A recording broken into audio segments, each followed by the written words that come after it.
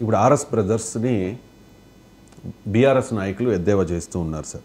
RS అంటే Revanth and Sanjay, వీళ్ళిద్దరు brothers, వీళ్ళిద్దరి మధ్య లోపాయికారి ఒప్పందం ఉంది అనేది BRS MLA Vivekananda comment. So sir, ఈ కామెంట్ మీద మీ కామెంట్. అంటే తెలంగాణ రాజకీయాల్లో బీజేపీ కాంగ్రెస్ మధ్య సంబంధం ఉంది అని బీఆర్ఎస్ వాదన. ఆ రెండు పార్టీల మధ్య సంబంధం ఉండే అవకాశం లేదు. దేశంలో ఆ రెండు పార్టీలే ప్రత్యర్థులు.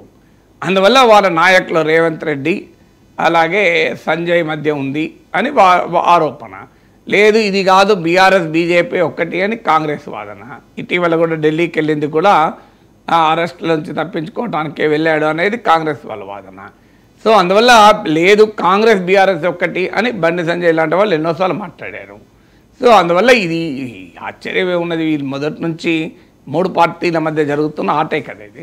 మిగతా రెండు పార్టీలు ఒక్కటి అని మొదటి నుంచి చెప్తున్నారు. విచిత్రం ఏంటంటే జామెట్రీ రేఖాగణితం ప్రకారం some of the two sides is always greater than the third side. కానీ తెలంగాణ పాలిటిక్స్కి వచ్చే వరకు some of the two parties అంటేనే భయపడుతున్నారు. మీకు బీజేపీ బీఆర్ఎస్ ఒక్కటి అంటే వెంటనే ప్రజల్లో వ్యతిరేకత వస్తుంది. అది అసెంబ్లీ ఎన్నికల సమయంలో అనుభవం కూడా చూశాము. సంజయ్ని డ్రాప్ చేయడము, కవితను అరెస్ట్ చేయకపోవడం వల్ల బీజేపీ బీఆర్ఎస్ ఒక్కటే అన్న భావన పెరిగి బీజేపీ నష్టపోయింది, బీఆర్ఎస్ నష్టపోయింది. అందువల్ల జామెట్రీకి విరుద్ధంగా తెలంగాణ పాలిటిక్స్లో జరుగుతుంది.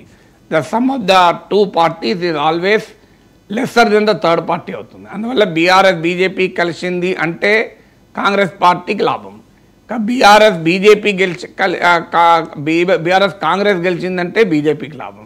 కాంగ్రెస్ బీజేపీ కలిసిందంటే బీఆర్ఎస్ లాభం. అందుకరికే మూడు పార్టీలు పరస్పరం ఆరోపిస్తూ ఉంటాయి. ఇది రోజు జరిగేటువంటి వ్యవహారమే కదా రాజకీయంగా.